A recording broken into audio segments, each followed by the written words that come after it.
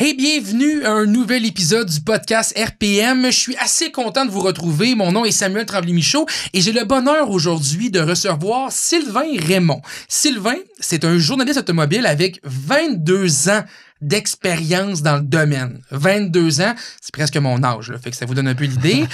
Et j'ai bien hâte de l'entendre sur les changements de l'industrie puis tout ce qu'il a pu déjà vivre à travers son évolution dans le domaine. Puis je veux aussi qu'il nous parle de son parcours.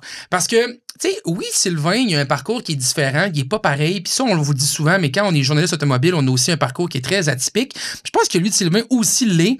Puis ce que j'aime aussi, c'est que Sylvain, c'est pas une vedette qu'on voit à télé tous les dimanches. C'est comme un journaliste de l'ombre, mais c'est tellement important. Il fait partie de la transformation numérique d'RPM. Il est derrière plein de projets super porteurs pour la marque. Puis je suis certain que vous allez apprendre plein de choses, des coulisses de l'industrie automobile avec Sylvain, parce qu'encore une fois, avec 22 ans d'expérience, c'est impossible d'être plate, là. Donc, on va avoir plein de choses à dire, je vous le jure.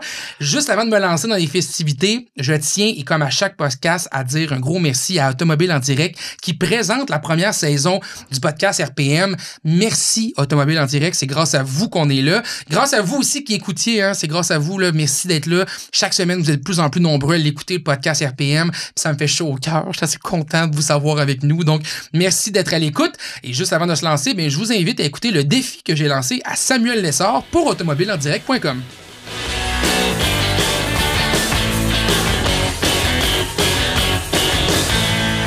Sam, tu sais comme moi à quel point dans l'univers automobile, on parle beaucoup des VUS hors route. Ben oui, on en parle de plus en plus. Les constructeurs nous inventent aussi des... Wilderness, Rock Creek, Peak Edition, Hey, voilà. Trail Sport. J'allais dire des packages, mais c'est des versions. Je voulais dire des versions hors route qui sont plus intenses. Oui. Et là, aujourd'hui, c'est un peu là-dessus que je veux qu'on travaille ensemble. OK.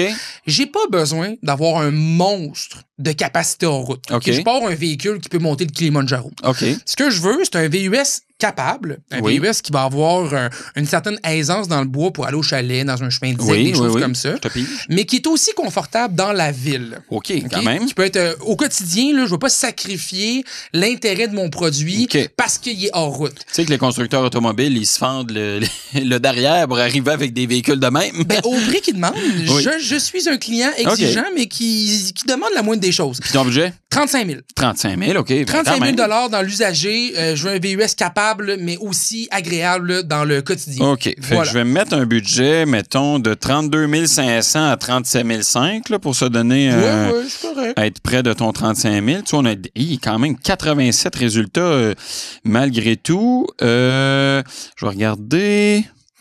Ouais, traction, c'est sûr qu'on va se mettre un 4 roues motrices intégral. On va peut-être... tu vois, on a un petit peu moins de résultats, c'est bon. Mais tu sais, quand je... Vois-tu, parce que là, je vois, mettons, sur le site d'Automobile en direct, on met les... Moi, je veux un véhicule à gaz. OK, tu veux un véhicule à gaz. Un véhicule à essence, pour moi, c'est important. OK, un petit peu que je te trouve ça. Je suis pas encore prêt à faire le saut. Carburant. Encore une fois, c'est un personnage là, que je joue, parce que je magasine pas vraiment ces véhicules-là actuellement. Mais... Oh, ben quand même, en mettant seulement essence, là, ça nous enlève quand même pas mal d'options. OK, bon, CX-9, on oublie ça. Pas que c'est un mauvais véhicule, mais c'est pas fait pour aller dans le bois pantoute.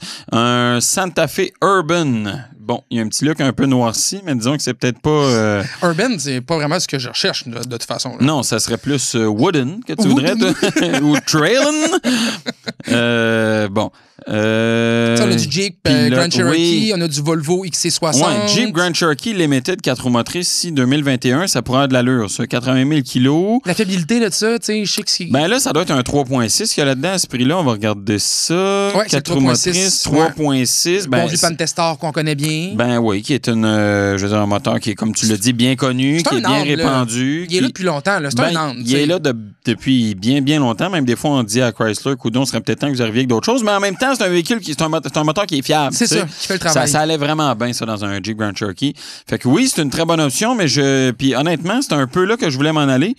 Je vais aller vite fait voir les autres pages. Il y a beaucoup de VUS de luxe, hein? C'est drôle, c'est ça. Du Volvo, Acura, bon, je sais pas, Buick, je sais pas si on peut dire c'est un véhicule de luxe, mais en tout cas, c'est entre les deux. Ouais. Land Rover, non. Pathfinder, un Nissan Pathfinder all-wheel drive? Mais c'est un SL, tu sais, c'est un... Il y aurait eu le Rock Creek, qui aurait pu être pertinent, mais peut-être pas dans les budgets. Là, c'est un truck d'asphalte, là, en bon français. Puis il y a beau avoir 43 modes de conduite, c'est pas ce qui va aider vraiment ce modèle-là. OK, ben là, tu vois Audi, Land Rover, du Tiguan, du Cadillac. Oh, petit Bronco Sport Badlands 4 roues motrices. Ça pourrait faire. C'est un 4 cylindres 2 litres. Oui, c'est un 2 litres. Bonne nouvelle, parce qu'on veut pas un Bronco avec un 1.5, autant que possible. Un 3 cylindres, hein? Ouais, c'est ça, là, qu'on aime moins. Sur la longueur de vie de ce moteur-là non plus. Si on regarde, mettons, le passé, ça n'a jamais été vraiment très, très bon. Non. Fait que, ouais, Bronco, Grand Cherokee, ça, on irait là. Puis moi, entre les deux, je prends le Grand Cherokee. Ah oui? Ouais, plus confortable. Tu sais, tu veux quelque chose de confortable, à l'aise dans le bois, etc. Bon. Capacité de remorquage aussi, qui est quand même intéressante. On est à 6200 livres quand même avec le V6, fait que c'est très bon. Fait que, ouais, c'est le meilleur bet. En plus, c'est un limited. Je vais être bien là-dedans. Oh, limited. Édition limitée. Yes. Merci beaucoup, Sam. De rien.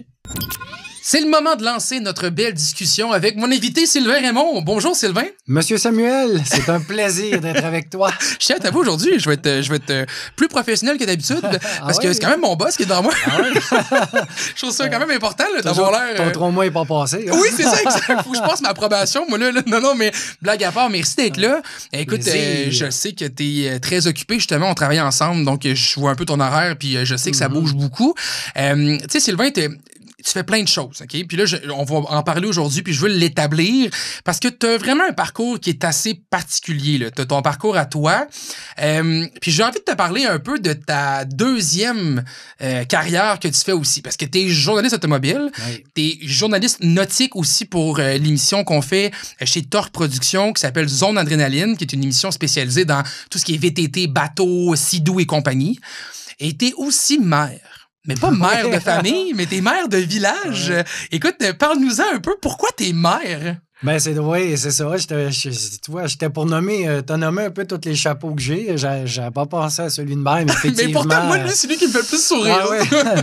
Ben oui, j'aime être assez occupé dans la vie. Là, fait que j'ai l'impression que je m'en rajoute toujours. Mais ben oui, j'ai été 16 ans comme conseiller municipal. C'est un de mes voisins qui m'a approché à l'époque puis qui m'a demandé on cherche quelqu'un pour se présenter. Fait que j'ai mis un bras dans l'engrenage. Puis, je voulais arrêter lors du dernier mandat. Puis, c'est mon ami qui était rendu maire. Puis là, lui quittait, déménageait. Fait que là, ben, je suis tombé maire suppléant, maire par intérim, le temps que les élections arrivent. Puis là, ben, on m'a dit, Colin, tu ferais un bon boulot. Puis fait que j'ai décidé de me présenter comme maire pour surtout faire une espèce de transition parce qu'il y a beaucoup d'expérience qui quittait dans l'équipe. Fait que l'idée, ben, c'était de rentrer avec des gens d'expérience puis d'apporter du nouveau sang pour faire une espèce de transition. Mais là, c'est bien beau. Je trouve que c'est un beau parcours politicien puis c'est bien beau. C'est une belle réponse politique. D'ailleurs, si un jour tu as une pancarte, ça va être bon. Là. Mais blague à part, comment tu as fait pour te dire, OK, je vais être journaliste en plein? Parce que tu as travaillé dans plein de médias automobiles au Québec et tu vas être aussi maire. Est-ce que à quelque part, tu t'es dit, je peux pas? Ou comment tu as vu ton horaire de travail? Tu t'es dit, tout est possible? Ben, je m'étais basé un peu sur l'implication que ça demandait comme conseiller municipal, mais clairement, comme maire, c'est pas la même implication. C'est quand même une petite municipalité, là, 2000 quelques citoyens. Mais effectivement, ça fait beaucoup de travail parce qu'on a aussi de la représentation à faire à la MRC. Fait que, on peut passer beaucoup de temps. Fait que c'est quand même tout un casse-tête, surtout que chez RPM, on est passé d'une époque où moi, j'étais directeur numérique, on gérait du numérique, j'étais journaliste, mais là, comme tu le sais, on a décliné les plateformes, on est maintenant rendu avec un podcast. Bienvenue au nouveau. Donc, la charge de travail, vraiment aussi, côté professionnel, a beaucoup augmenté, fait que c'est quand même un casse-tête. Les deux sont arrivés en même temps. C'est-tu parce que tu avais le sentiment que tu avais besoin de faire autre chose que d'être journaliste automobile? Parce que, tu sais, des fois aussi, je le sais que dans le domaine, moi, j'ai commencé comme ça. D'ailleurs, tu m'as approché, c'est grâce à toi que je fais ça aujourd'hui chez RPM. Puis tu m'as approché, puis au début, j'étais pigiste, dans le sens que pour ceux qui sont pas habitués avec les termes, j'étais à contrat, là. Je faisais des articles à contrat, mais moi, j'avais une autre carrière aussi en parallèle. C'est-tu parce que tu avais besoin de trouver d'autres choses pour combler, ou c'est juste parce que tu t'es dit, ben, c'est un autre défi que je m'ajoute à ma tâche? Non, ben moi, je voulais m'impliquer aussi, puis je suis un gestionnaire dans l'âme aussi, fait que je trouvais le défi intéressant. Okay. Puis, c'est pas une question de il manquait de job. Non, clairement pas, mais j'ai toujours aimé ça parce que ce que l'implication l'éducation municipale m'a apporté, je l'applique aussi dans mon travail professionnel et vice-versa. Ouais. Fait que ça m'a apporté un peu des deux côtés. Mais clairement, c'est beaucoup de boulot. Tu parlais de la transformation numérique qu'on vit chez RPM. On est rendu avec un podcast. Tu es directeur numérique. Oui. C'est ça ton terme aussi qu'on utilise. Tu es journaliste directeur numérique pour Torque RPM, Torque le groupe, là, qui d'ailleurs, pour ceux qui, j'arrête pas de dire Torque le groupe, mais c'est un peu la maison qui chapeaute RPM. C'est la boîte de production. C'est la boîte de production qui crée l'émission et qui crée aussi le podcast par le fait même. Est-ce que le directeur numérique en toi a vécu plusieurs changements depuis ton début de carrière? T'as-tu vécu... tu sais, parle-moi un peu de l'évolution numérique parce que je sais que t'as toujours un peu là-dedans, t'as toujours aimé ça. Comment tu vois aujourd'hui l'évolution numérique? Ben, en fait, mon rôle a toujours été, c'est drôle parce que j'ai toujours eu le chapeau de journaliste, mais mon rôle a toujours été double. Si on recule... Reculons. Allons-y. Reculons, je te dirais 95-96, là, c'était les balbutiements d'Internet. Puis moi, j'étais à l'université, j'ai étudié en administration. J'avais fait un an en informatique, mais j'aimais pas l'aspect programmation.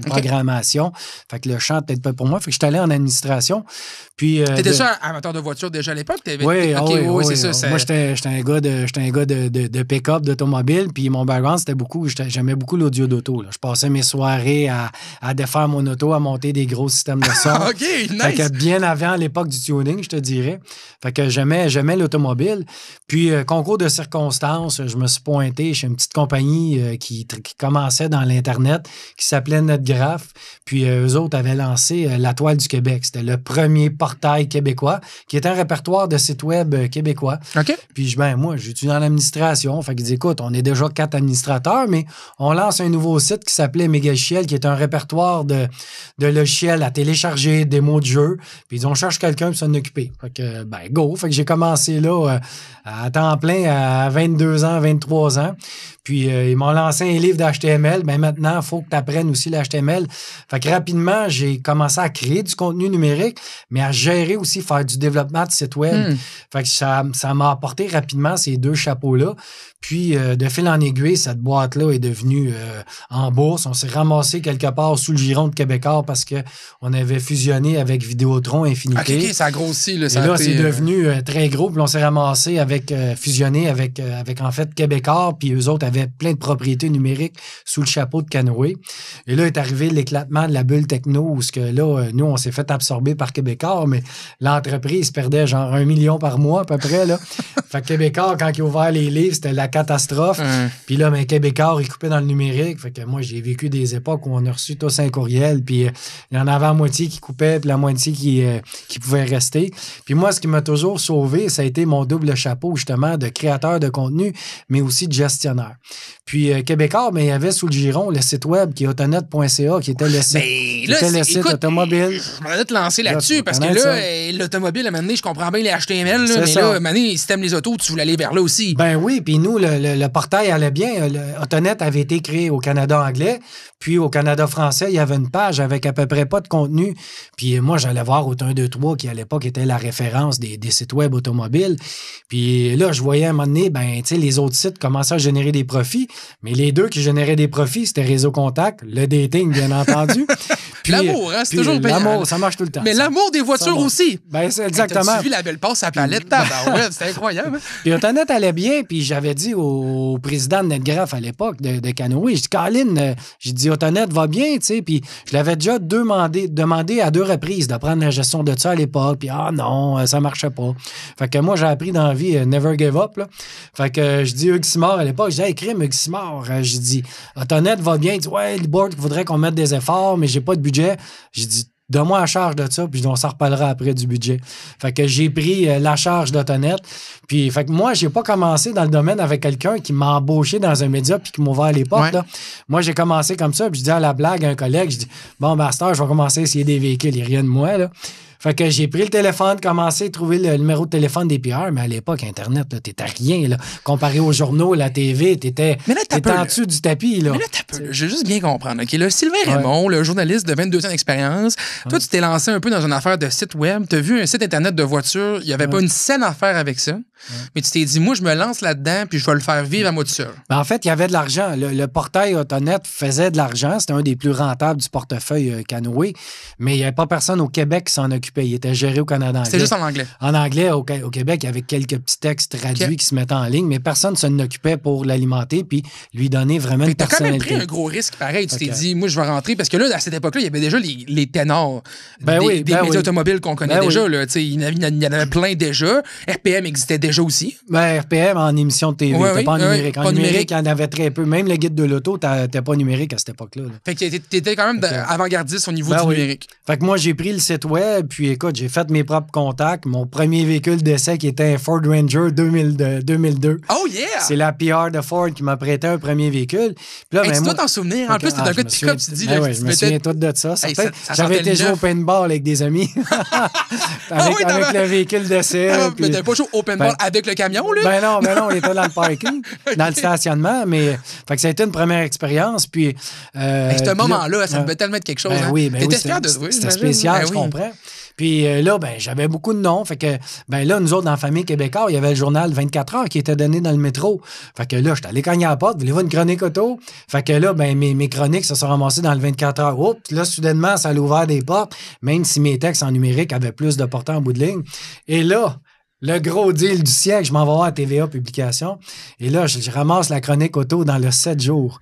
Oh! Et là, je sais pas si tu le sais, mais avoir une chronique dans le 7 jours, soudainement, c'est devenu big. Là. Fait que là, j'ai fait mes marques comme ça, mais en continuant à développer Autonet. Écoute, rapidement, Autonet, en quelques années, c'est devenu le portail le plus populaire, non seulement au Québec, mais on avait plus de trafic que l'Autonet au Canada. Autonet anglais. J'avais installé un forum de discussion, puis le site web a progressé. Puis c'est là que j'ai commencé à rencontrer un peu tout le monde, l'équipe du guide de l'auto, Pierre et Michaud, on s'est rencontrés rapidement. Puis là, on a développé une passion commune pour le nautisme, fait qu'on se fréquentait comme ça. Puis à un moment donné, j'étais un petit peu tanné. Québécois, c'était devenu une grosse machine. C'était plus la gang de jeunes qu'on était à l'époque, la convergence. Fait que j'ai décidé de quitter pour aller faire le même travail, mais pour le guide de l'auto. Le guide de l'auto, c'était un magazine, c'était l'émission de TV. On est en quelle année à peu près dans ces changements-là? 2007. Fait que là, 2002, tu as essayé ton premier véhicule d'essai de presse officiellement, ton Ford Ranger que tu as eu. Ouais. Là, tout ce temps-là, c'est l'évolution. Là. Fait que c'est l'évolution avec le journal 24 heures. Ouais. C'est la chronique dans le 7 jours. Le 7 jours là, tu as poussé Autonet au maximum. Tu as tout fait ça un peu tout seul, dans le fond. Tu as tout monté ça tout seul. Y avait-tu d'autres monde avec toi sur Autonet ou tu étais vraiment le journaliste de Autonet? Non, j'ai été longtemps tout seul. À un moment donné, je suis venu en bout d'avoir un budget. Puis j'ai pu embaucher un jeune journaliste que personne ne connaît aujourd'hui, là, qui s'appelle Antoine Joubert. Ah, je sais pas c'est qui. On sait pas c'est qui. On sait pas c'est qui ce gars-là. Fait c'est toi qui as engagé Antoine Joubert? C'est moi qui ai engagé Antoine chez Autonet. Puis écoute, on a tellement d'anecdotes. Écoute, on peut peut-être en dire une. Mais là, j'espère. Je savais même pas que c'est toi qui avais engagé. Ben oui. C'est-tu la première job qu'Antoine Non, il était chez Auto 1, 2, 3. Mais il collaborait un petit peu chez Auto 1, 2, 3. Puis il avait baroudé un peu à gauche et à droite. Mais ça a été notre première expérience. Puis écoute, on avait un stationnement souterrain. Puis à un moment donné, je me souviens, on avait une MX-5 puis une Mini Cooper. Puis on n'arrêtait pas de courser dans le parking. Le premier qui était rendu en haut. Mais les gens, ils ne pouvaient pas nous attraper parce qu'on changeait de véhicule à chaque semaine. Fait que c'était jamais les mêmes. Faisait la course le vendredi, mettons. Ouais, c'est ça. Puis on stationnait au dernier étage, au 7e en bas. Fait que t'avais 7 étages à monter. Là, non, en fait, c'était un carré qu'on faisait. Là, fait que dans certaines voitures, c'était un peu drôle. Là, mais ça nous permet de tester les suspensions, plein de choses. Le freinage, la direction du véhicule, la puissance, la reprise aussi. C'est bien quand même. C'est un bon test. On devrait leur faire, Sylvain. Tu me donnes ça un stationnement? Je devrais faire un tour. Fait que ça a été une drôle d'époque. Puis c'est ça. Moi, j'ai quitté en 2007 pour joindre le guide de l'auto que je connaissais. T'avais-tu laissé, dans le fond, Autonet aller ou il y avait... Complètement. Il n'y avait personne qui s'en occupait non plus. Antoine est resté avec... ils ont donné la charge à quelqu'un d'autre au niveau gestion. Antoine est resté un bout de temps. Puis moi, je suis parti au guide de l'auto avec le mandat de faire la transformation numérique du guide de l'auto. Un peu ce que tu venais de faire avec Autonet. Même chose, fait que tu t'es fait tes dents sur Autonet. Oui. Ça a été vraiment, là, j'ai fait mes armes, puis j'avais connu par la bande la gang du guide de l'auto, Denis Duquet. En fait, ça, c'est une autre anecdote drôle. Mon premier lancement à vie, c'était en 2002, quand Mitsubishi est arrivé au Canada. Ils ont fait un événement à Montebello. Fait que ça a été vraiment mon premier événement. Je me suis pointé, où là, ce que tout le monde parlait anglais, là, j'étais un peu impressionné. Fait que c'est pas longtemps après que tu as eu ton Ranger. Non, pas très longtemps après. Et Non, toi, non. ça a déboulé vite Ah ouais, quand ça a même. déboulé Ah, vite. c'est hot. Ça a déboulé vite. Mon premier lancement où j'ai pris l'avion, Lexus LS à Niagara-on-the-Lake. Oh, Fait que yeah. j'arrive à l'aéroport, ma blonde vient me mener. Hey, c'était big, le premier lancement en avion. Genre, embarque dans l'avion, tout intimidé. Je suis assis à côté de qui? Denis Duquet. Hey, mon Dieu. Denis Duquet, puis là, je jase avec. Fait Comment que, ça, oui. fait que là, je pense que je l'ai un peu insulté parce que moi, je trouvais qu'à l'époque, les journalistes automobiles, c'était tous des gens plus vieux. Tu sais, je vous dirais Ah ouais. pas le terme tête grise, là, mais je vais le dire, même si j'ai aujourd'hui des cheveux gris. Puis je dis, tu sais, il n'y a pas de jeunes ben qui font ça. Moi, j'arrivais du numérique, là, c'était tous des jeunes. Puis, fait que j'ose avec Denis. Fait que d'après moi, ça ne l'a pas insulté parce que j'ai parlé de mon background d'audio d'auto. Ouais, j'aurais peut-être besoin d'une chronique audio dans le monde de l'auto, notre magazine. Fait que Colin, il m'a booké une chronique ouais. auto. Fait que c'était ma première contribution. Mon premier texte dans un média imprimé, c'était T'avais quel âge en spécial aussi. 2022? En 2002, excuse. 2002, écoute, j'avais 24 à peu près. 24 là, ans quand même, 24, hein, 25 c'est ans. quelque Fait que j'étais jeune là-dedans. Fait que Colin, fait que là, ben, j'ai connu par la bande la gang du Guide de l'auto. Plus tard, quand j'étais autonette, ils m'ont envoyé des fois couvrir des lancements pour eux autres. Mon premier texte dans le Guide de l'auto, 2005. Jeep Grand Cherokee 2005, j'étais encore chez Autonette. Ouais, c'est ça, tu mais faisais des les fois, deux, je ok. faisais des petits partages avec eux autres. Ok. Tu sais, on était bon parce que un des premiers deals que j'ai fait pour Autonette, ça a été d'aller voir M. Duval puis dire, hey, vos contenus de l'émission, le Guide de l'auto, on pourrait mettre ça sur Autonette. Fait que tous les contenus du Guide de l'auto se sont retrouvés sur Autonette. Fait que, tu sais, comme ça, j'ai fait grossir le média un peu, puis j'ai découvert la Parce gang qu'à du Guide de l'époque, l'auto. le guide était vraiment exclusivement un guide. Exact. C'était juste C'était l'émission pas en juste, box. je dis ça comme si c'était rien, mais Ouais. c'était la Bible automobile. Le livre, C'était juste ça. l'émission à ma TV, Vox, à l'époque. Puis, c'était aussi un magazine qui était le monde de l'auto, qui était le Guide de l'auto Fait que c'est un peu toi qui a fait aussi. les premiers balbutissements aussi numériques du guide de Du Guide de l'auto. l'auto, oui, tout à fait. 2005, fait que là, t'avais ton Cherokee, ton Ouais, Jeep Cherokee. ouais. Premier texte dans le Guide de l'auto en 2005. Fait que j'étais fier de ça, Colin, mon premier guide Mais avec, oui, j'espère. avec un texte dedans. Fait que, puis 2007, ben, j'ai fait le saut pour aller chez LC Media qui avait acheté le Guide de l'auto. C'était pas encore un Québécois. Non, M. Duval avait vendu ça à LC Media, le Guide de l'auto. Il y avait d'autres magazines. Fait que je me suis joint à eux pour faire la transformation numérique du Guide de l'auto. Fait que j'ai été là 12 ans Wow! au Guide de l'auto à faire tout ça. Puis rapidement, le Guide de l'auto est devenu aussi le site le site web le plus populaire au Québec. On a fait une espèce de convergence numérique. Puis j'étais devenu aussi actionnaire de l'entreprise jusqu'à temps qu'on vende à Québécois. Ironique, hein? Oui, c'est J'étais ironique. Oui, Québécois c'est pour ça. aller là On dirait qu'il pour- courait après. pour, tu sais, ben on dirait oui. que, tu sais. pour vendre l'entreprise, les publications à Québécois. Je suis resté là 1 an. Puis, ben, je connaissais bien Pierre de chez RPM. On a toujours une relation. Tu sais, on respectait. On était des concurrents directs parce Ben oui. qu'eux autres avaient lancé aussi leur site web. Mais, tu sais, quand on se voyait, on respectait chacun nos médias. On parlait pas de travail nécessairement. Puis, quand j'ai décidé de quitter, tu sais, moi, j'aime pas les grosses boîtes comme Québécois. Fait que j'ai décidé de quitter. Pourquoi? Puis, bah, c'est très. Moi, j'aime toucher à plusieurs choses. Gars, j'ai plusieurs chapeaux ici. Ben, on mais- le disait à l'entrée de jeu. là, Tu sais, c'est ça. T'es même maire. Exact. Puis, tu sais, moi, ce que j'aime, c'est les petites entreprises. Tu sais, il faut être rapide en numérique. Ben, quand ça bouge, ben, moi, j'aime travailler avec le programmeur, la graphiste, puis on est capable de réagir puis de s'adapter rapidement. C'est ce que j'aime des petites entreprises, la flexibilité aussi. C'est pas une grosse locomotive qui est lente à tourner. Puis, j'ai ma vision des choses, puis j'y tiens souvent. Puis, à un moment donné, dans ces grosses boîtes-là, ben, faut tout le temps que tu fasses tes preuves puis que tu te vendes. Fait que j'aimais moins ça. Je suis pas un gars de grosse boîte. OK. Fait que j'ai quitté pour venir chez RPM, puis Pierre avec Simon qui m'ont approché. 2019, dans le fond, Ouais, 2019. Si je calcule là, 2007, ouais, c'est ça. 12 ans. 2019, ça fait déjà 5 ans et demi presque. Là. Ouais, ouais. Fait que ça a été vite. Puis on est parti, par contre, de quelque chose qui était déjà créé parce qu'il y avait un partenariat. Puis là, ben, on l'a repris, puis là, on a éclaté ça. Puis, Là, tu sais, mettons, je te pose la question, je pense, qui est importante, mais tu sais, tu sautes littéralement d'un concurrent à un autre. Parce qu'au donné, c'est du contenu automobile, tu sais. Puis je le dis souvent dans les podcasts à quel point on est, je nous trouve privilégiés quand même au Québec d'avoir autant de sources d'informations fiables en français sur le sujet de l'automobile. Puis il y en a plein, là. Il y a plein de sources qui sont intéressantes à lire, à consulter. Là, tu viens de sauter d'une grosse source à une autre grosse source. Comment tu as trouvé ça? C'est différent. RPM est une bébête très, très différente. Tu sais, Pierre est venu en entrevue. RPM a un format d'analyse qui est différent. RPM a une structure de travail aussi qui est très, très... pas rigide, mais qui a été établie pour permettre aux gens, justement, d'avoir la même évaluation au quotidien. Puis, clairement, chez RPM, les opinions sont très tranchées, ce que tu retrouves un peu moins dans d'autres médias. Là. Souvent... T'as-tu... un peu dérangé au début, ça, cette espèce d'opinion-là très tranchée, puis c'est un peu cette méthode de fonctionnement-là très établie? C'est sûr, parce qu'il y a des choses qu'on fait ailleurs qu'on fait pas chez RPM. Il y a une approche, il y a une ligne très, très franche. Surtout, il n'y a pas d'annonceur automobile dans l'émission RPM, parce que je collabore aussi avec les ventes, parce que on travaille de main en main le contenu. Chapeau, il y a une ligne établie, mais... Il faut savoir, les ventes, on en a besoin. Souvent, je parle d'automobile en direct dans tous les podcasts, mais on serait pas là, honnêtement. Là, ça prend des partenaires. Fait que tu travailles aussi dans les ventes chez RPM. Ben, en fait, je travaille avec les gens des ventes parce que quand on crée des sections, on crée des produits, c'est toujours dans le but d'amener des partenaires pour les rentabiliser. On n'a pas le choix, sinon le média n'existerait pas.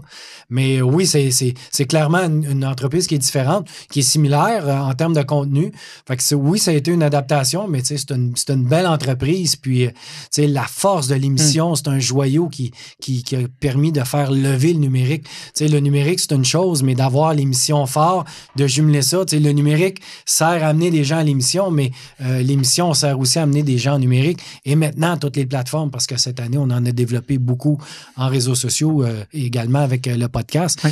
Fait que oui, ça a été une belle... ça a été un beau saut chez RPM, mais moi, c'est ce que j'aime, puis c'est ma force un peu. Mon travail de journaliste a toujours suivi, parce que j'aime écrire, j'appelle ça être sur la ligne de front, parce que ça me permet en développement en numérique de voir où s'en va l'industrie, de voir le travail, de voir comment il faut s'adapter. Fait que ça, pour moi, c'est important. Puis de parler à l'industrie, ça me permet en arrière de faire tous ces développements-là, puis de s'assurer qu'on répond, dans le fond, on connaît la nouvelle réalité du marché de l'industrie, puis qu'on y répond correctement. Bien, parlons-en justement de cette évolution-là. Puis j'aime ça quand tu dis la ligne de front, de goûter un peu les changements du marché. Qu'est-ce que tu as vu de différent entre un Sylvain à 24 ans en 2002 à un Sylvain en 2019 qui rentre chez RPM? C'est quoi les différences que tu as vues en termes de création de contenu, en termes du travail de journaliste? Je sais que le côté numérique est important pour toi. C'est clair que tu t'es fait automatiquement chambouler par la création de vidéos et compagnie. C'est sûr. Écoute, moi, j'ai pas connu l'époque où des journalistes allaient à un lancement, puis tout ce qu'ils avaient écrit, c'était 75 mots dans le journal 2 semaines après. En numérique, c'est une machine qui prend énormément de contenu. Mais à l'époque, moi, je me souviens, on amenait du contenu, on écrivait un essai, on écrivait nos actualités. On n'avait aucunement toutes les plateformes des réseaux sociaux. Est arrivé après ça, toutes ces plateformes-là, Facebook.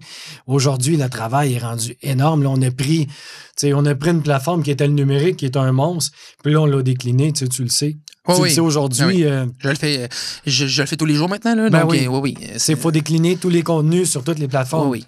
On couvre un lancement aujourd'hui. Il faut arriver au lancement, il faut mettre des photos pour dire on est au lancement, voici le véhicule. Réseaux sociaux. On en parle un petit peu, réseaux sociaux. Les vidéos après ça qu'il faut faire. Il faut préparer des petits reels, des petits vidéos courts. Maintenant, il faut préparer notre vidéo principale, chose qu'on ne faisait pas à l'époque.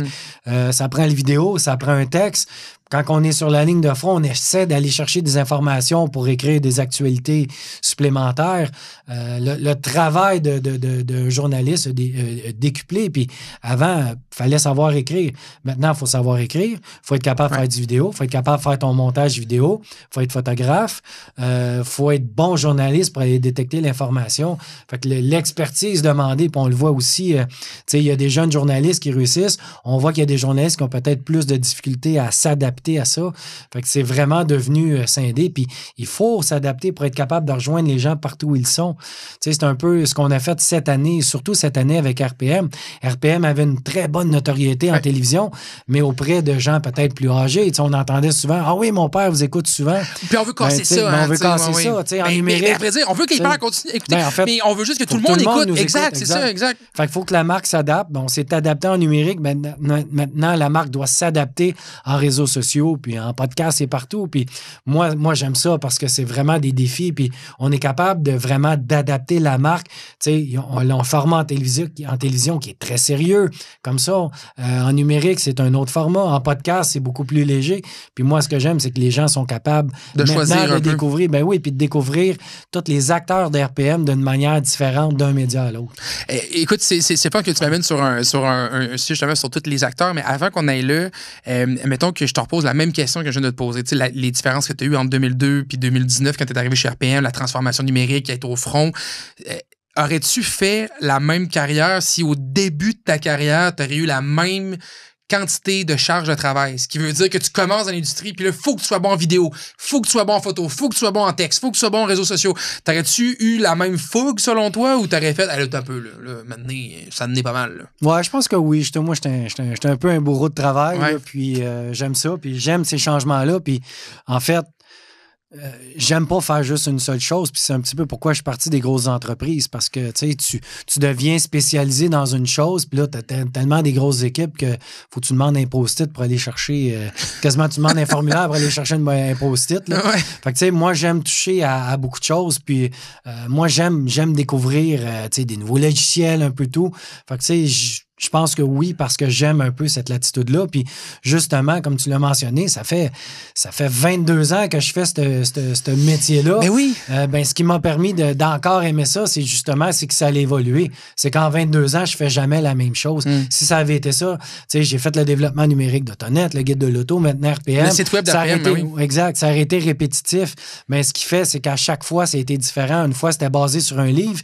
Chez RPM, c'est basé sur des émissions de TV. Donc, le défi a été différent, puis moi, j'étais un gars de défi. Fait que aujourd'hui, on en a un puis deux des défis. Oui, il y en a. Tu le sais, hein? Il y en a énormément. Ouais. Tu sais, j'aime ça parler, Sylvain, parce que, tu sais, on parle souvent des vedettes au Québec. On a parlé d'Antoine Joubert tantôt, on le sait, qui est très connu. Pierre Michaud, Samuel Lessard, Luc Olivier. Tu sais, c'est les gens qu'on voit à la télé, c'est les gens qu'on voit un peu partout, puis qui sont devenus des figures. Tu sais, j'étais avec Samuel puis Luc Olivier dans un événement, il y a pas longtemps, puis le monde arrêtait, puis hey, on vous écoute tous les jours. Ben, tous les jours, on s'entend, là, mais les dimanches, là. Puis, tu sais, on vous pose des questions automobiles. Puis j'aime ça parce que, tu sais, moi aussi, quand j'ai rencontré les gars au début, tu sais, j'étais comme, mon Dieu, c'est les gars de la télé, là, tu sais, j'étais tout impressionné. Je le suis encore aujourd'hui. Puis même chose, moi, quand je t'ai rencontré, je te connaissais, tu sais, Sylvain Raymond, parce que moi, je lisais l'automobile, puis j'aime ça. Puis j'ai rencontré d'autres journalistes aussi dans d'autres médias que j'étais comme, mais oui, hey, je te connais parce que moi, je te lis, puis souvent, je sentais que les gens étaient flattés parce que c'est pas toujours facile d'être dans l'ombre non plus, puis j'ai comme l'impression que les gens aimaient ça, avoir cette valorisation-là au niveau de leur travail, puis ce que je comprends tout à fait. Toi, aujourd'hui, mettons, avec la possibilité de faire de la vidéo, d'être un peu plus présent aussi numériquement, puis d'être un peu plus là, d'être moins dans l'ombre un peu, t'aimes-tu ça? Ben, j'ai jamais cherché ça, honnêtement. Tu sais, quand les gens me demandent comment tu décris, moi, tu sais, vous avez tous vu le film Slapshot, là, moi, j'étais un peu le Reggie Dunlop, là, tu sais, le joueur-entraîneur. J'aime mieux être en arrière, mais j'aime aller faire un saut sur la glace de temps en temps, parce que ça me permet d'être là-dedans puis de tester les choses. Fait que je me compare un peu à ça, mais j'ai jamais cherché ça. Puis moi, honnêtement, j'aime mon anonymat. C'est drôle parce que je fais de la télévision, tu sais, un petit peu dans RPM. Dans Zone Adrénaline. Dans Zone Adrénaline, oui. comme chroniqueur nautique. C'est drôle que mes deux passions dans la vie, je peux les vivre dans mon travail et même d'en faire de la télévision, alors que j'ai jamais demandé ça, j'ai jamais couru après ça. Mais honnêtement, je cherche pas ça. J'aime mon anonymat. Tu sais, j'aime quand je coupe quelqu'un en auto, là, ben, tu sais, que ça soit pas trop grave et que je me ramasse pas sur les réseaux sociaux. Personne ne va savoir que c'est moi. Ben, c'est ça. Fait que, tu sais, honnêtement, non, j'aime ça. Moi, j'aime ça juste pour pouvoir couper le monde sur l'autoroute. C'est ça. Tu sais, oui, c'est le fun, c'est flatteur parce que des fois, il y en a qui me reconnaissent. Tu sais, je trouve ça flatteur. Puis je me demande toujours, bon, tu me reconnais-tu pour RPM parce que je suis maire ou parce que c'est Zone Adrénaline? C'est sûr que si c'est ton voisin, c'est peut-être le mix des trois. C'est ça, dans la municipalité, ouais, probable. Mais non, honnêtement, moi, je recherche pas ça. Je respecte beaucoup les gars parce que c'est beaucoup de travail. Puis, tu sais, c'est le fun de se faire reconnaître, mais des fois, c'est pas le fun. Tu sais, quand tu veux être privé, tu sais, Pierre raconte que des fois, quand il va en vacances, il se fait reconnaître. Dans l'avion. Des fois, dans l'avion, tu sais, sur le bateau de croisière. Fait que, tu sais, moi, je recherche pas ça. Oui, c'est flatteur, mais ça n'a pas été... moi, vraiment, ce que j'aime faire, ce qui me fait triper, c'est d'être journaliste, faire le développement en arrière, mais pas nécessairement d'être sur le devant de la scène. Je trouve ça tellement le fun de t'entendre dire ça parce que ça donne aussi de l'espoir à des jeunes journalistes automobiles. Bonjour! Oui. Non, mais tu sais, ça donne de l'espoir à des jeunes qui se disent... Puis je me mets vraiment là-dedans, mais je pense qu'il y a peut-être bien du monde qui nous écoute aussi qui peuvent se dire, ben OK, ça veut dire qu'il y a d'autres emplois disponibles dans le domaine de l'automobile. C'est un peu ça le message? Ben oui, tu sais, gars, il y en a qui travaillent avec nous. Tu sais, gars, t'as un collègue qui vient de commencer qui s'appelle Patrick. Ben oui, que je salue tellement. Ben oui, qui lui aussi a commencé. Il a un emploi à temps plein, mais il fait des actualités. Il travaille à la recherche des spécifications de véhicules neufs. Ouais. Tu sais, moi, la plupart des gens qui ont commencé comme journalistes, ils ont commencé soit en faisant de la rédaction d'actualités ou en faisant un petit peu des tâches connexes. Puis à un moment donné, ben, on réussit à à les amener parce que c'est pas facile aujourd'hui de créer un temps plein dans ce domaine-là. Non. Puis moi, ben, c'est ce qui m'a permis de perdurer là-dedans aussi. C'est que j'étais aussi journaliste automobile, mais j'étais un gars de développement, un gars, tu sais, en fait, c'est le message qu'on dit souvent, ayez plusieurs cordes à votre arc. Le journaliste, ajouter des cordes à votre arc, c'est ce qui va hausser l'intérêt de votre candidature auprès des médias. Mais puis c'est le fun que tu amènes ça. Mettons que tu as un jeune devant toi là, qui dit, moi, je veux faire ça dans la vie. Là. OK, on met des cordes à mon arc. Ça ressemble à quoi les cordes que tu chercherais, que tu es quand même directeur? Tu m'as engagé, dans le fond, là, littéralement. C'est quoi que tu cherchais? C'est quoi que tu cherches quand tu vois un jeune qui veut développer là-dedans? Je te dirais que dans votre cas, ça peut être un peu nadon, mais je reçois des CV de temps en temps, je les mets de côté dans une boîte, puis on a un jeune journaliste qui écrivait les actualités qui a décidé de quitter. Ben, plutôt que de recommencer, je vais aller voir là-dedans. Puis là, ben, je regardais vos deux profils, puis tu sais, je les trouvais intéressants. On s'est jasé, puis on a décidé de vous mettre. Les deux avaient des profils différents. Fait que plutôt que d'en prendre juste on vous a mis les deux à l'essai. Puis aujourd'hui, vous avez des trajectoires un peu séparées. Puis on a découvert justement comment tu es à l'aise au niveau locution et tout. Fait que tu sais, ça a permis d'évoquer. Ben oui. C'est les attitudes. C'est ça qu'on a besoin aujourd'hui. Photographe, vidéo. Ah oui, ça d'ailleurs, photographe. Bon à l'oral. Je prends des notes encore. Hein, s'il y a du monde qui écoute le podcast, s'il y a des amis qui sont photographes qui écoutent, j'ai toujours besoin de conseils. J'essaie toujours de m'améliorer à la photo. Pas moi aussi, les gars me taquinent avec ça. Là, il faut que j'achète une nouvelle lentille de caméra. J'ai mal à la tête. Là, mais c'est ça que tu cherchais. Dans le fond, tu cherches de la polyvalence. Ben oui, de la polyvalence, mais on peut avoir besoin des fois d'un profil différent. Regarde, Patrick, qui est notre collaborateur, lui, est beaucoup plus cartésien, mais c'est un profil parfait pour la recherche de spécifications de véhicules neufs. Vraiment, il faut être plus précis, plus cartésien. Et chaque journaliste a son apport aussi. Les gars écrivent sur le site web de telle manière. Moi, j'écris toujours avec souvent, je suis un gars d'administration, de marketing. Souvent, je vais parler du véhicule dans son apport par rapport au marché. Qu'est-ce qu'il apporte? Il est significatif dans le marché? Un autre, si le gars a un profil ingénieur, va être plus axé sur des choses. Fait que chacun a sa vision. Puis souvent, les lecteurs, ben, ils collent à la manière. Souvent, des fois, le lecteur va apprécier un journaliste par son style puis ce qu'il apporte. Ben, c'est ce qui est le fun dans les médias, surtout chez RPM, c'est qu'il y a des saveurs différentes. Puis souvent, les gens vont suivre tel journaliste pour X raison, d'autres vont suivre un autre journaliste pour X raison. Puis cette dimension-là est le fun. C'est pas tout le monde qui est pareil. On essaie d'avoir une certaine vision commune parce qu'à un moment donné, il faut qu'on se prononce sur des recommandations. Puis il faut que la ligne directrice soit claire, de RPM, là, quelque part. Là. Mais tu sais, chacun a sa saveur, chacun a sa manière d'apporter les choses. Puis je pense que c'est ça qui rend intéressant. Parlons maintenant justement de cette ligne directrice-là. La transformation numérique, ça amène son lot de changements. Ça amène son lot de défis. Tu en as parlé un peu tantôt. J'en ai vécu avec l'équipe aussi, juste la transformation d'avoir plus de réseaux sociaux ou même de lancer un balado, de faire un podcast. Comment tu es capable de naviguer à travers justement cette ligne où est-ce qu'il faut faire attention? C'est la richesse d'RPM, ce souci du détail, la qualité de l'information, la recherche qu'on fait derrière nos sujets. Comment tu fais pour naviguer entre... Maintenant que je connais cette ligne-là, je dois aussi amener des nouveautés qui, parfois, viennent chambouler les fondations, viennent chambouler la manière qu'on faisait les choses. Comment tu fais? Ben écoute, c'est du travail. Ça a été...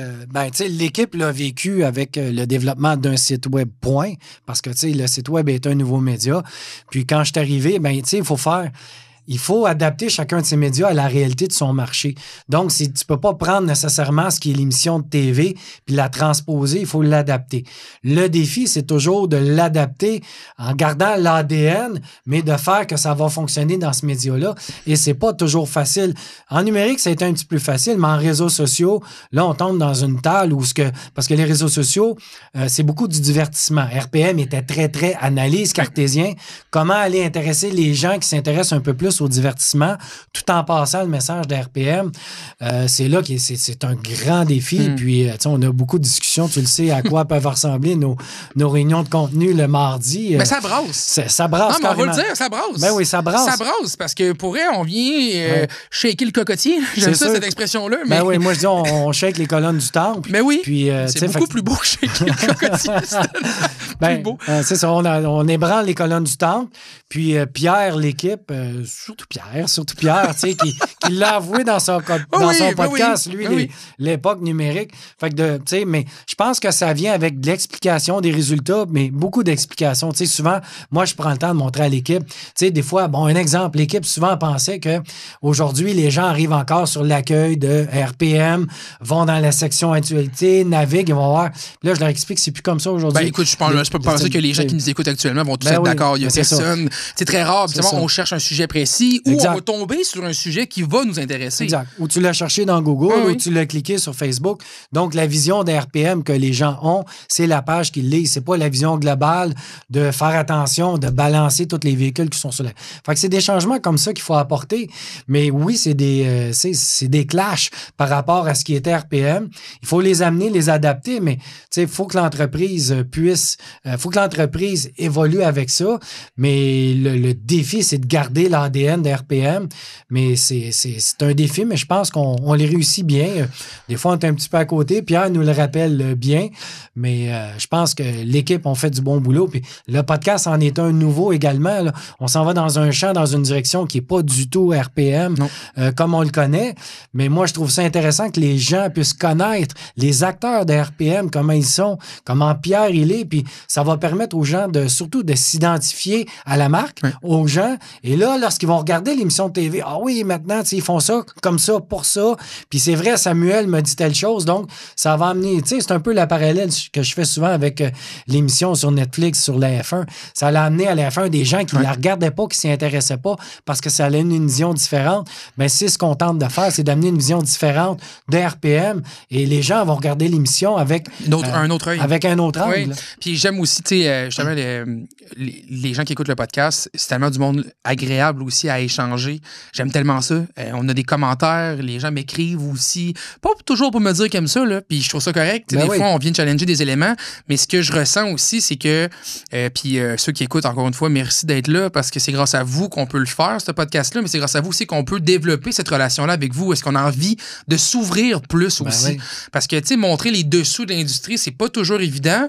On sait pas toujours la ligne est où également. Tu sais, c'est un peu une industrie, puis je sais pas si tu vas pouvoir confirmer ce que je dis, parce que clairement, tu as 22 ans d'expérience, Sylvain, tu l'as vécu plus que moi, mais c'est quand même assez hermétique.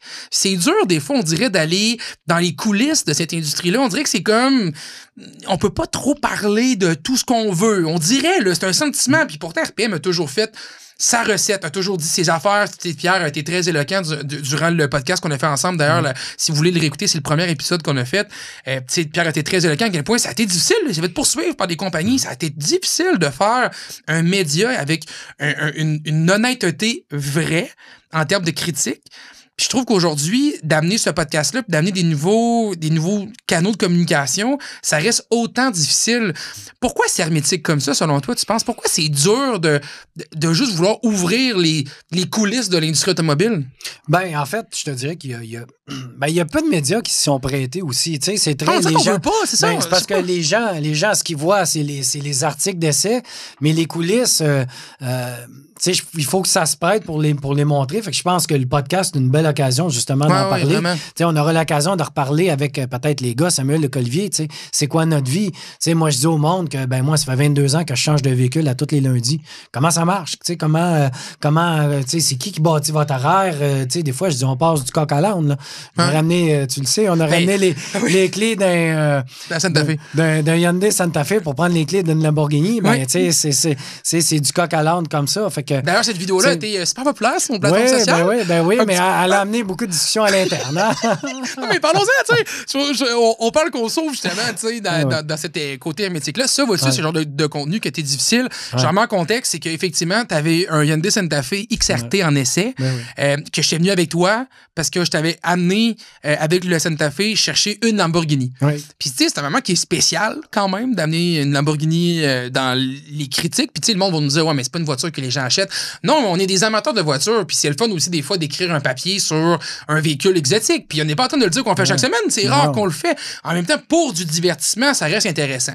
Puis on avait fait des petites vidéos pour les médias sociaux qui avaient bien scoré d'ailleurs. On a vu des bons visionnements, les gens avaient l'air d'avoir apprécié.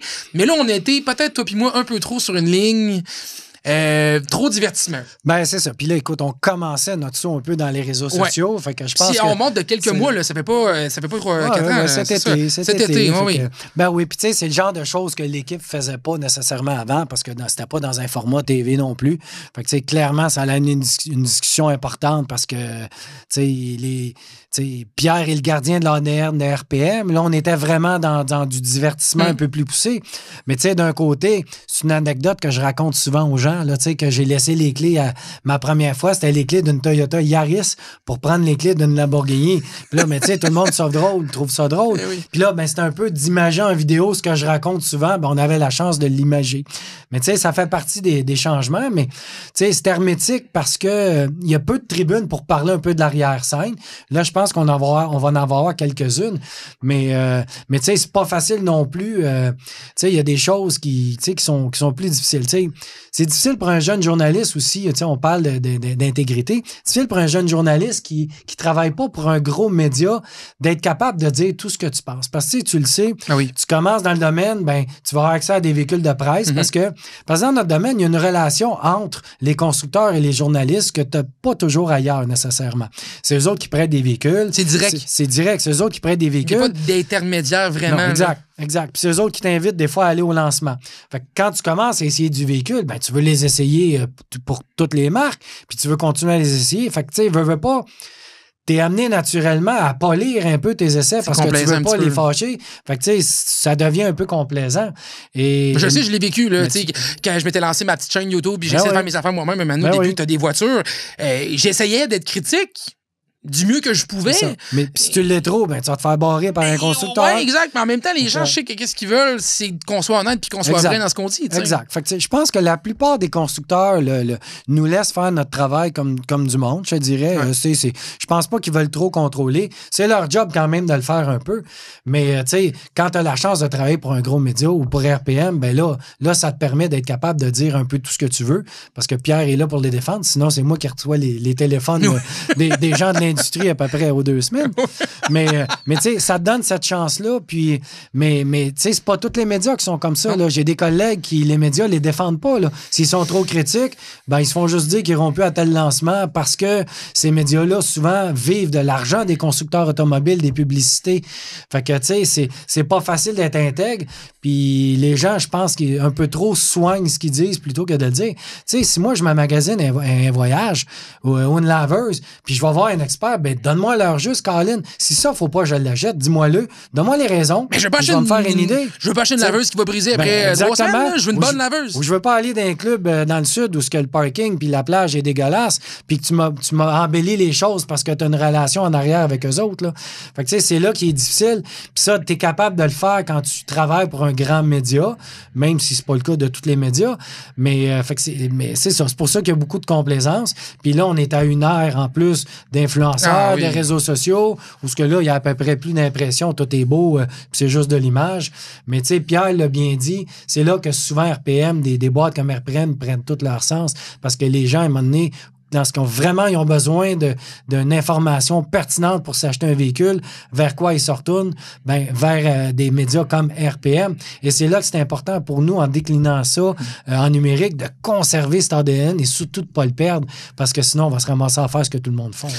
Je vais poser la question la plus importante, parce qu'il y a beaucoup de gens qui nous écrivent ça sur les réseaux sociaux. Ils aiment beaucoup ça, dire qu'on est vendu. On est vendu de plusieurs entreprises, et les enveloppes brunes. Ouais. Donc, je veux savoir, Sylvain, combien gagnes-tu en enveloppe brune grâce aux constructeurs automobiles? J'en ai aucune comme journaliste, j'en ai aucune comme maire. Fait que clairement, j'ai pas choisi les bons métiers pour avoir des enveloppes brunes. Mais non. Qu'est-ce que tu réponds à quelqu'un? Parce que moi, je n'ai parlé avec Pierre un peu aussi. Je n'ai parlé avec Samuel puis Olivier. Mais à toi, des fois, là, t'es directeur numérique. T'es main dedans, tu vois l'industrie, t'es au front, comme tu dis. Là. Je sais plus quoi répondre aux gens. Mais ça, c'est l'argument facile quand la personne n'a plus d'argument. Ça arrive souvent quand tu plantes le véhicule que la personne possède ou quand il n'est pas content de quelque chose. Ouais. Fait que quand il n'est pas heureux du média, plutôt que de trouver vraiment une bonne raison, étayée, objectif, parce que ça se peut que le média ne plaît pas à tout le monde. Puis il y a tout le temps du monde. Puis on n'a pas la vérité absolue non plus. Ça se peut qu'on dise de quoi sur un véhicule que les gens se disent « Moi, je suis pas d'accord avec ça. » C'est correct. Vous avez le droit de ne pas être d'accord. J'ai des voisins qui avant de travailler chez RPM, il me disait là, ton chum, Pierre, là, il a planté mon char, il est pas content, mais tu sais, c'est ça. Mais tu sais. Ton chum, Pierre. Ben oui, parce qu'avant, je travaillais pas avec. C'était mon ami. Les gens le savaient que je connaissais Pierre. Mais tu sais, quand t'es rendu à dire t'as pas été assez payé, ben c'est parce que c'est l'argument facile, puis t'as pas d'autre argument que de dire ça, parce que tu sais, c'est pas le cas, là. Tu sais, c'est pas une mécanique comme ça. Il y a des partenaires commerciaux, oui. Dans le cas d'RPM, c'est souvent des émissions, c'est des compagnies d'antirouille, c'est des compagnies d'assurance, c'est des compagnies qui gravitent autour. Mais tu sais, c'est pas des constructeurs automobiles directs.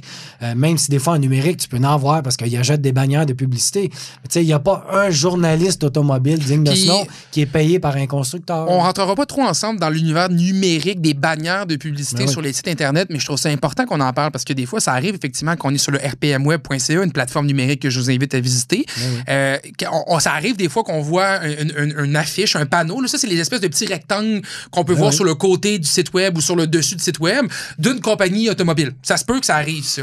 L'affaire, c'est que ces bannières-là, on les vend, nous, aux gens du numérique. Mais en fait, oui, c'est une compagnie qui vend notre inventaire publicitaire et puis, fait que les gens achètent, mettons, soit le site directement ou des démographies et c'est là que tu vois des... Donc, c'est pas une relation qui se fait directement. Non. C'est juste ça que je voulais mettre au clair parce que des fois, j'ai vu ça aussi passer dans les commentaires. Sur leur site web, il y a une publicité de Hyundai, c'est pour ça qu'ils ont aimé le nouveau Hyundai Santa Fe. La relation se fait pas là. Ben, c'est comme une émission de TV. C'est comme une émission de télévision sur l'automobile. Très bon. Le diffuseur, il met une publicité de GM. Ben, tu sais, le lien, c'est une publicité. Là. Le lien se fait pas. Là. Fait que ça, il n'y a pas de théorie ici. Là. Sylvain ne part pas en voyage chaque année grâce à une enveloppe. Malgré que peut-être que tu aimerais ça, partir... non, j'aime autant gagner mon argent dignement. J'aime ça, bravo. Non. Maintenant qu'on a parlé beaucoup de ce que tu fais, avec le numérique, la transformation, tu chapeautes un peu tout ce qui se passe au niveau de la transformation numérique. T'es arrivé chez RPM en 2019. On s'en va où maintenant? Ben là, on est déjà on jongle déjà. Tu sais, je donne le parallèle aux gens. Maintenant, on jongle. Tu sais, espèce de bâton que tu fais tourner des tartes en haut. Comme les cercles un peu, là, les cercles, oui. Ben là, on jongle déjà avec pas mal de tartes, puis il faut les faire spinner. Fait qu'on en a déjà beaucoup. Mais tu sais, clairement, il faut être à l'affût des tendances. Il faut performer dans toutes les plateformes qu'on a lancées, que ce soit notre chaîne YouTube, notre podcast. Fait qu'il faut continuer à alimenter ça. C'est des monstres. Tu sais, ça n'a plus de fin, le contenu qu'on doit faire là-dessus. Le temps, puis l'énergie qu'on met dans le podcast, fou, hein? c'est impressionnant. Avec le sourire, moi, je suis tellement heureux de parler avec le monde. Encore une fois, je me disais, tes commentaires, l'autre fois, j'ai croisé quelqu'un qui me disait, hey, le podcast, j'ai écouté ça. Le bien que ça me fait, là, vous pouvez pas imaginer comment ça me rend heureux de parler avec les gens qui écoutent le podcast. Mais c'est l'énergie pareil, puis c'est beaucoup de choses en même temps. Clairement. Fait que pour l'avenir, on poursuit. Ben oui, on poursuit, puis on va être à l'affût de toutes les tendances, mais faut jamais oublier ce qui est RPM, c'est les émissions de télévision, c'est notre site web. RPM+. Ben oui, RPM+. Puis ces émissions-là, ils sont encore fortes. RPM+, c'est toujours dans le top 10 des émissions à nouveau. Là, c'est gros, là. Tu te bats contre des émissions Occupation Double et des choses comme ça. Maintenant sur Crave aussi, disponible. Oui, sur Crave. Fait que notre émission, c'est encore une belle locomotive pour la marque, puis toutes nos plateformes, mais clairement, on va être à l'affût de tout ce qui se passe. Mais le temps aussi qu'il y a dans l'émission. J'ai eu la chance cet été d'aller voir un tournage sur la piste à Charlevoix. Mais tu sais, je sais pas à quel point, puis je pense que ça va vraiment falloir la peine qu'un moment donné, on amène quelqu'un de l'équipe, peut-être un producteur ou un réalisateur de RPM qui vienne s'asseoir avec nous pour en jaser. Parce que l'énergie et le temps qui est mis dans cette émission-là, des fois, je pense que les gens ne réalisent pas à quel point Sam, Luc Olivier, Pierre, toute l'équipe de production travaille d'arrache-pied pour arriver avec de l'information juste, le tournage, la qualité de production. Là, vous allez me dire que je suis un vendu. Mais oui, j'ai une casquette RPM. C'est sûr que j'aime le show puis que je l'aime beaucoup. Mais autre ça, c'est impressionnant de voir tout cet effort-là et l'énergie qui a été mis là-dedans. Je pense que le numérique, maintenant, c'est un peu notre défi qu'on a ensemble avec l'équipe, c'est de continuer à garder ce que les émissions de télé nous ont donné comme sérieux de production puis de réussir à l'amener maintenant dans d'autres formats en espérant que les gens nous découvrent de même aussi, puis que les gens continuent à aimer ce qu'on fait. Ben oui. C'est un peu ça le mot d'ordre. Puis tu sais, tu me parlais de TV, si j'aime ça, tu sais. Moi, j'étais un gars de numérique. Tu le sais, en numérique, on doit faire 200 choses dans une journée. Oui.